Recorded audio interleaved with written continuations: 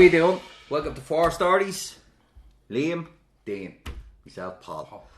We're going to review and recap Wednesday, episode 3.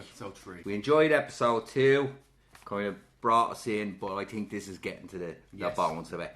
So we'll go do a run through of it, and wherever you think, I'll just run through, and then we would think we'd have a little discussion about it, right?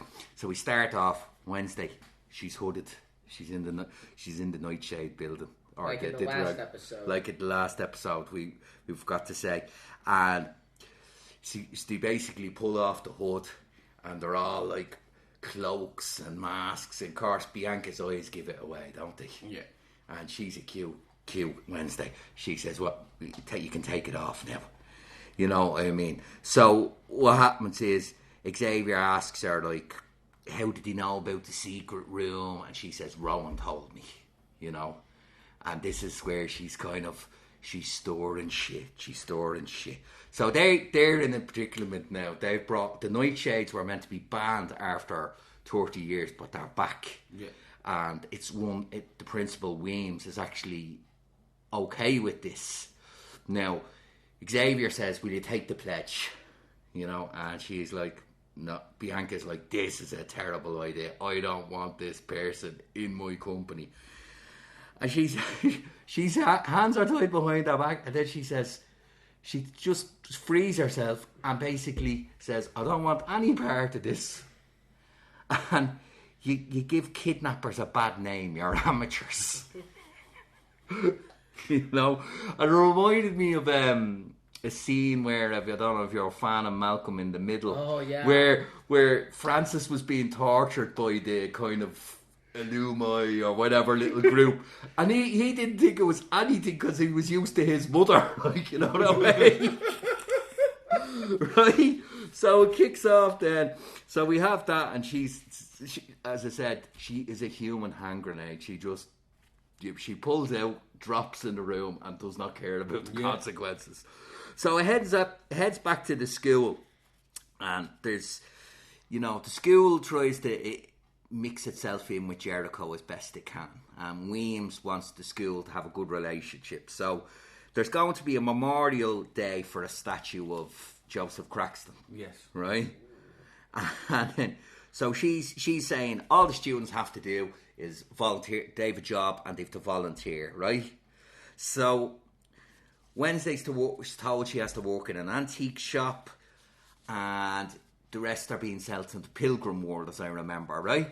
So, but Weems always has a little project for her. So she has to play her cello at the memorial, at the statue opening, with the neighbouring band. And we know Wednesday will look like she's going to do what you want, but she's not. She's not. No, she's not. So we click off, right? So when they get to Jericho, she ends up talking to Xavier. We have this whole issue of Tyler and Xavier. Xavier saying, be wary of Tyler. Xavier's looking very suspect, you know, that way.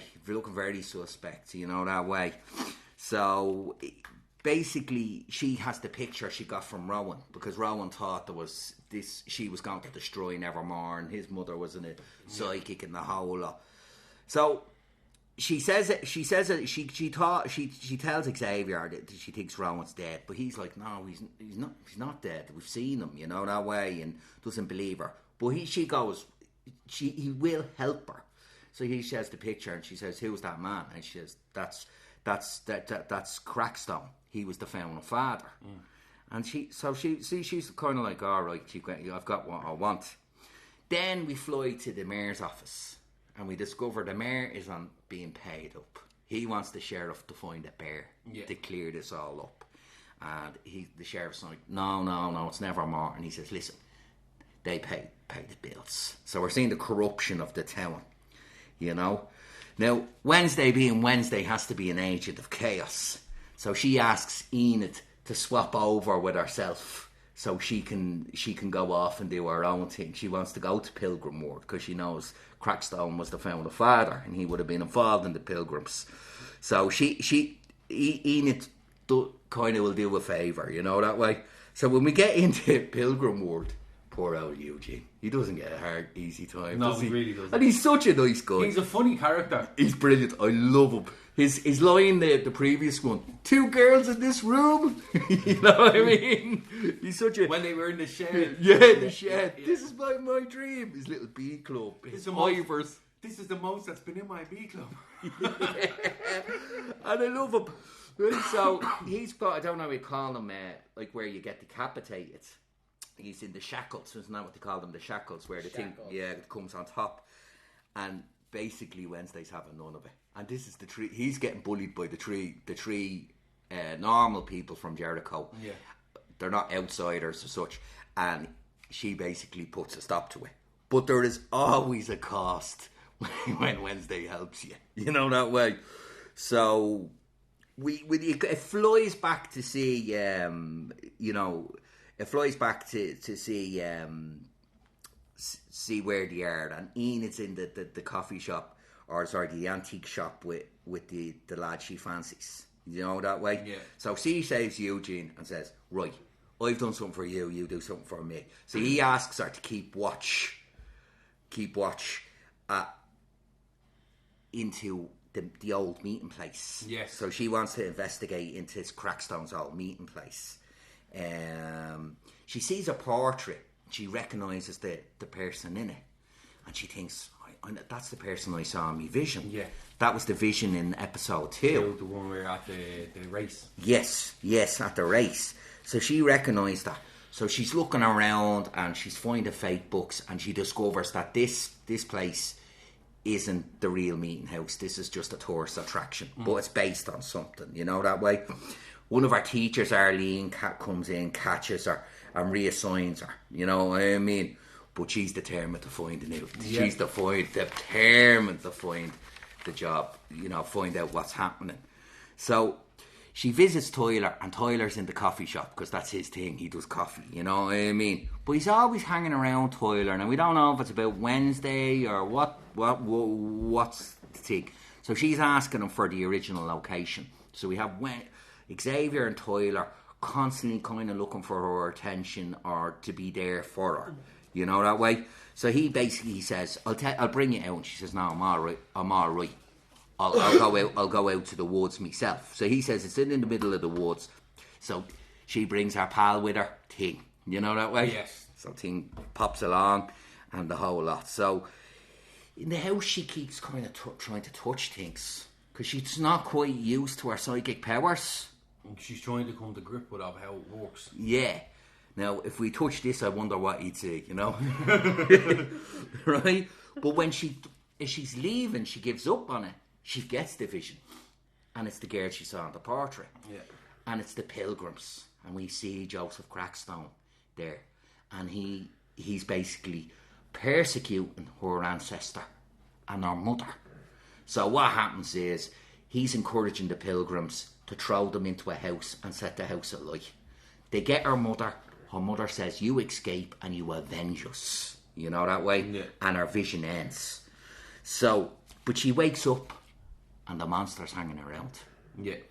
And you kind of go, but she's fearless. She chases the monster. Yeah, she doesn't care. She doesn't care. This is what I love about her. So she chases the monster and she discovers that the monster's human because he changes form. So the footprints change. Yeah. Now Xavier comes in at the wrong time, and he's kind of saying to her, you know, what's going on? What happens? Did you have vision? Did you do this? Did you do this? Mm-hmm. She's like, why are you always here when the thing? So she thinks he's the monster. Do you know that way? Yeah. So on the way back to the town, he says, my father was a psychic. You can't always trust these things. Do you know that way? Yeah. So it's set up poor that she wants to avenge Crackstone. Now we find out the character, her ancestor was called Goody. I think it was Goody Adams, wasn't it? Goody Adams. And we discover that's who the girl in the vision is. So Xavier sits there and kind of talks to her, and he's kind of trying to tell her, you know, don't get involved. What are you doing? And she says, I am not going to wash history here. You know, she doesn't like the town of Jericho. Yeah. She feels it never liked outcasts. So it leads us So she head back to the ceremony. And of course, she sits there ready with her cello and the band. And Ting goes off and does this work. Huge explosion sets off. A fantastic little set piece. She gets her revenge on Crackstone. Right? The whole lot. And in the middle, everybody's running around, losing their head. The whole lot. And she's sitting there playing her cello. It's brilliant. It's fantastic. Everyone running around and the music's just... I thought it's class. It's a pretty iconic moment. Like. And I just thought it was brilliant how she just carries on. And I thought that was class. So William said, I know you did this. Because there's only one person that could do this. And she said, not by my hand. Clever comment. Yeah. Clever comment, I like that. You know, so we see they're trying to flesh out Enid and our little love interest Ajax, and they're meant to meet up, but he gets injured, so he doesn't meet up, and she thinks she's being done over. So it then ends kind of everybody's hiding secrets here now in the whole lot. You know, Weems wants to keep a quiet town, a good relationship. Of course, she's destroyed this. Yes. How would you like to rate this episode? I'll rate the episode, I'll give it an 8 out of 10 because it's actually kind of started to get into a bit of a chaotic kind of town. Yes. You know, as you said, everyone's hiding their secrets, like, but you can see everyone still don't like each other. There's some sort of tension. Obviously the Thing is out there playing games and ruining everything, you know. Wednesday being Wednesday, she just doesn't care. Like, you see how fearless she is in the episode, but just an explosion beside her. She doesn't miss a no. Just at the end, and she doesn't blink once. That's what I found great. It's that if you actually watch the whole TV show, she doesn't blink. There's moments she blinks, but it's moments of set motions. But yeah, she's 8 out of 10 though. Okay, 8 maybe. So what are you taking away from it? The two from it. Wednesday can play a really good cello. Yeah. And yourself, what about you though? To be honest with you, I give it 10 out of 10. Oh, I love Agent of Chaos. Yeah. I even thought the way the explosion went off and all, I thought this one was a good one. Like I forgot to say, we had the scene, and this again reminded me of Malcolm in the Middle. Do you remember? He Francis used to deal with the German couple. Oh yeah. And when they give her a job at the fudge shop, you think, what damage could she do? She starts speaking German to them about the fudge and how it's used unethically. For me, I sat there and I have to say, like, for me, it's one of the strongest episodes of the series. Brilliant. So I'll go with 10 out of 10 because I got so much enjoyment. And the way Thing went off and did the explosion. The way and he does things without people seeing is fantastic. Yeah. Does such the little things. You know? And then you can see him sometimes and he hides when someone comes and all. Yeah. He's a thing.